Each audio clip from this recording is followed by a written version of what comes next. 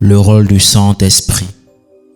Comprendre le rôle du Saint-Esprit dans la vie d'un croyant est essentiel pour une foi chrétienne vivante et profonde.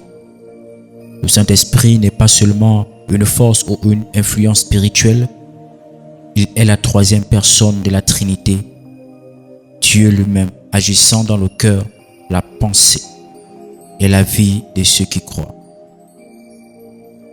Beaucoup de personnes et même des chrétiens posent souvent ce genre de questions de savoir mais qui est le Saint-Esprit? Nous avons déjà Dieu, nous avons déjà le Fils, mais qui est le Saint-Esprit?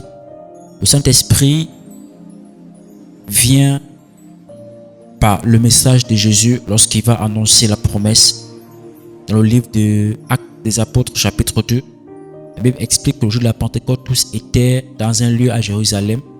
Ils étaient tous dans la chambre haute et il y a eu comme un vent, comme celui d'un vent impétueux.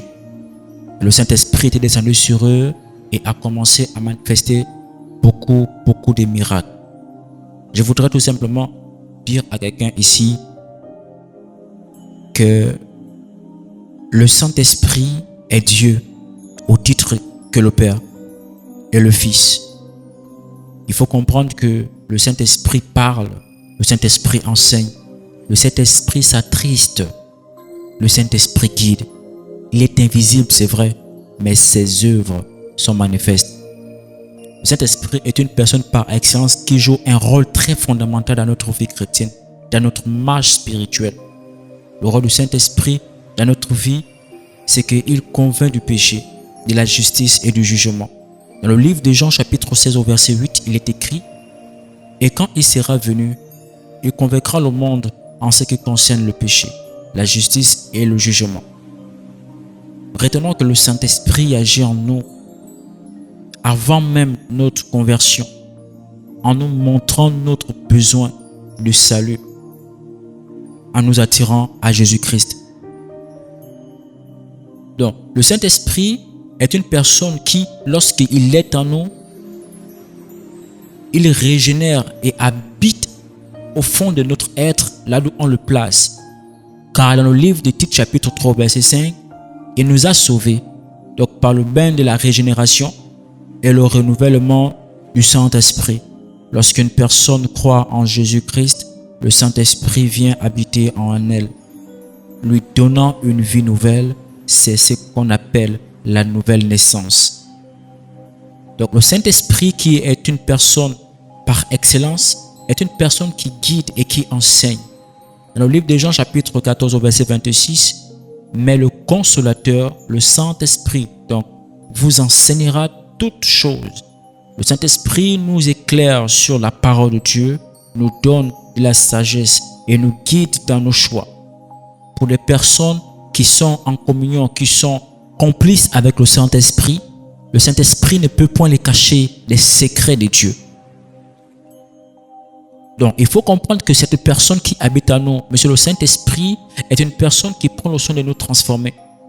Car dans le livre de Galates chapitre 5 au verset 22 à 23, il produit en nous le fruit de l'Esprit, amour, joie, paix, patience, bonté et tout ce que vous pouvez compléter selon que le Saint-Esprit vous guide. Le Saint-Esprit travaille notre caractère pour que nous ressemblions davantage à Jésus. C'est pourquoi il dit que je vais vers le Père, je vous enverrai le Consolateur au jour de la Pentecôte. Il explique que la promesse va s'accomplir lorsque tous vont se réunir d'un commun accord dans l'amour. Le Saint-Esprit va se manifester par la venue d'un vent comme un bruit, donc d'un vent impétueux. Il va remplir toute la salle au point où même beaucoup de personnes parlaient en d'autres langues. Et ceux qui étaient venus séjourner à Jérusalem étaient dans l'étonnement d'entendre que ces hommes-là parlaient dans leur langue. Donc comprenons tout simplement que le Saint-Esprit fortifie, le Saint-Esprit console. Car dans le livre de Romains chapitre 8 verset 26, l'Esprit lui-même intercède par des soupirs inexprimables. Dans les moments de souffrance, d'angoisse ou de doute, l'Esprit nous soutient, nous console et prie en nous-mêmes. C'est pourquoi vous allez comprendre dans d'autres passages, on dira que même le Père, Jésus-Christ intercède pour nous. D'ailleurs, lorsque Pierre a été réclamé, la Bible dit évidemment que Satan t'a réclamé, mais j'ai prié pour toi. Satan t'a réclamé, mais j'ai prié pour toi. Pourquoi? Parce que le Saint-Esprit intercède pour nous. Donc il faut comprendre que cette personne, la Trinité, nous donne des dons spirituels. Dans le livre de 1 Corinthiens chapitre 12 au verset 7, à chacun la manifestation de l'Esprit est donnée pour l'utilité commune. Donc le Saint-Esprit accorde à chaque croyant des dons spécifiques. Donc la parole de sagesse, foi, guérison, prophétie, discernement et tout ce que vous pouvez lire dans ce livre de 1 Corinthiens chapitre 12 pour servir dans l'église et dans le monde. Il nous unit et bâtit l'église. Il nous unit et bâtit l'église. Le Saint-Esprit unit des croyants dans un même corps. Donc l'église, donc le rassemblement des intercesseurs, les rassemblements des hommes de Dieu, et leur donne la capacité de vivre l'amour fraternel. Dans le livre d'Éphésiens chapitre 4 verset 3, efforcez-vous de conserver l'unité de l'esprit par le lien de la paix. Alors, après toutes ces choses, nous sommes convertis, nous sommes repentis. Mais la question que beaucoup certainement me poseront et que je vais maintenant répondre est: comment marcher avec le Saint-Esprit? Écoutez très bien et attentivement. Pour marcher avec le Saint-Esprit, il faut naître de nouveau. Le livre de Jean chapitre 3 verset 5, accepter Christ comme sauveur, être rempli du Saint-Esprit. Éphésiens chapitre 5 verset 18, c'est soumettre à lui chaque jour, écouter sa voix dans la prière et dans la méditation de la parole, donc de la Bible, obéir à ses directives, marcher selon la parole, laisser le fruit de l'esprit mûrir en nous, grandir dans le caractère de Christ. Donc voici une première simple, sincère et profonde pour inviter le Saint-Esprit à agir dans ta vie. Tu peux la lire même à haute voix si tu veux, ou en silence, selon que l'Esprit t'amène dans un esprit d'humilité et de foi. Donc comprenons tout simplement que le Saint-Esprit est une personne qui s'attriste. Le Saint-Esprit est une personne qui est comme toi et moi. Mais sauf qu'il y a une différence parce qu'il est Dieu. Dieu dans notre corps, l'espérance de la vie. C'est pourquoi je vais prier pour toi partout où tu es. Tu pourras tout simplement élever ta main. Tu peux être au volant et poser ton téléphone. Tu peux être au bureau et mettre cette prière en haut-parleur afin que ceux qui sont autour de toi soient aussi impactés de cette parole. Seigneur Dieu, mon Père céleste, je viens devant toi avec un cœur ouvert. Merci pour le don précieux du Saint-Esprit, ta présence en moi, douce et puissante. Saint-Esprit, je t'invite maintenant, viens habiter en moi, pleinement remplis-moi. Chaque recoin de mon cœur, chaque pensée, chaque émotion, chaque décision. Viens me guider dans la vérité. Éclaire ma lecture de la parole selon le livre de Josué chapitre 1 au verset 8.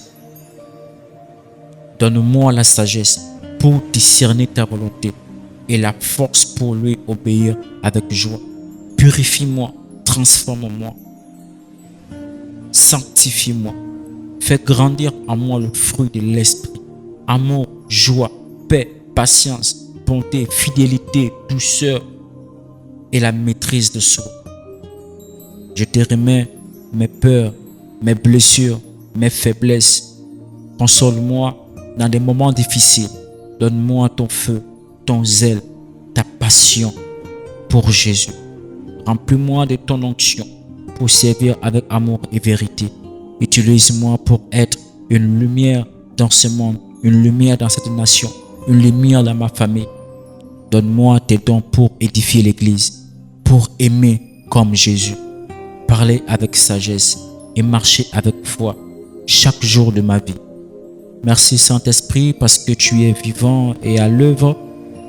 Je te fais confiance, je te reçois, je te rends gloire au nom puissant de Jésus de Nazareth. Que Dieu vous bénisse abondamment. Nous avons été ravis évidemment de partager ces cette parole avec vous. Je voudrais par ce prêt donner quelques versets à lire. Vous pouvez relire. Donc je communique ces versets. Le premier jour, vous pouvez prendre le livre de Jean chapitre 14 au verset 16 jusqu'à 17 qui dit « Et moi, et je prierai le Père, et il vous donnera un autre consolateur. » Vous pouvez prendre Romains chapitre 8 au verset 14. Vous pouvez prendre Galates chapitre 5 au verset 22 à 23. Mais le fruit de l'esprit, c'est l'amour, la joie, la paix, la patience, la bonté. Vous pouvez prendre Actes chapitre 1 au verset 8. Mais vous recevez une puissance du Saint-Esprit. Vous pouvez prendre le livre d'Éphésiens chapitre 5 au verset 18. Ne vous enivrez pas de vin, c'est de la débauche. Vous pouvez évidemment prendre le livre de 1 Corinthiens chapitre 2 au verset 10 à 12. Dieu nous les a révélés par l'Esprit, car l'Esprit sonde tout, même les profondeurs de Dieu. Et enfin, pour terminer, vous pouvez prendre le livre de Jean chapitre 16 au verset 13. Quand le consolateur sera venu, l'Esprit de vérité, il vous conduira dans toute la vérité et il vous annoncera les choses à venir. C'était encore Radio Mac avec l'apôtre Josué Dormel. Que Dieu vous bénisse pour de bon shalom.